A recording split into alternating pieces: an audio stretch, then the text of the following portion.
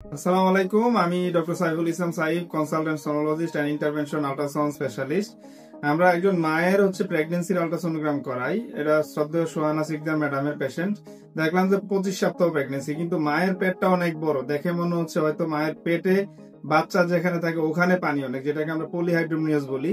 কিন্তু আমি স্ক্যান করতে যেয়ে একটু অবাক হলাম, বাচ্চাটা হচ্ছে এখানে, বাচ্চার এখানে কিন্তু পানি নেই তেমন, কিন্তু পানি হচ্ছে মায়ের এই যে খাদ্যনালী গুলো বাড়তেছে পানি, দেখেন কি পরিমাণ পানি।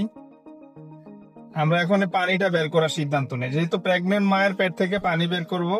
আমাদের তার সম্মতির বিষয় আছে, অ্যালবুমিন আছে কিনা চেক করা, সবগুলা নেওয়ার পরে ম্যাডামকে বললাম, ম্যাডাম সম্মতি দিয়েছেন পানি বের করার জন্য। আমরা বের করতেছি। আমরা পেটের এখানে অলরেডি আল্ট্রাসাউন্ড গাইডের মাধ্যমে পানি আমরা লাইন দিয়েছি। এখানে একটা ক্যাভিটি করার পরে আমরা বাকিটা আপনাদের দেখাবো কিভাবে আমরা বের করছি। পরে আমরা ফ্লুইড কালেক্ট করার সিদ্ধান্ত নেই। এটা আমাদের নিডলটা, লম্বা একটা নিডল, এই যে এখানে মাথাটা দেখা যায়,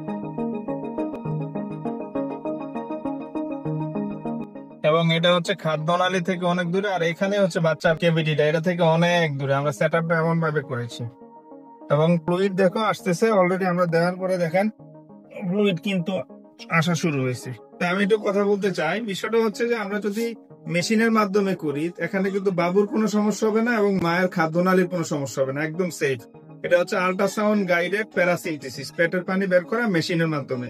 তা আমরা যদি অন্ধভাবে বের করতাম, তাহলে দেখা গেছে মায়ের যে প্রেগনেন্সি আছে এটার মধ্যে একটা খোঁচা লাগতো, অথবা মায়ের খাদ্যনালীতে খোঁচা লাগতো। এই জন্য আমরা যারা মেশিনের মাধ্যমে এফএনএসি, বায়োসি, থোরাসিনথেসিস, প্যারাসিনথেসিস করবো, আমরা অবশ্যই মেশিনের মাধ্যমে করব, তাহলে সম্পূর্ণ সেফ থাকবে এবং সম্পূর্ণ আমরা নিরাপদ ভাবে, স্টেরাইল মুক্ত ভাবে আমরা পানিটা কালেক্ট করতে পারবো। রোগীটার জন্য দোয়া করবেন। আমাদের যে প্রসেসের শেষের দিকে আমরা কিন্তু প্রায় 2 লিটারের কাছাকাছি, 1500 উপরে হয়ে গেছে, এবং এই মা পুরো নিশ্চিন্তে উনি শুয়ে আছেন, এবং কোনো ধরনের রক্তপাতের ঝামেলা নাই, কোনো ধরনের ব্লিডিং নাই, কোনো ইনফেকশন হওয়ার চান্স নাই।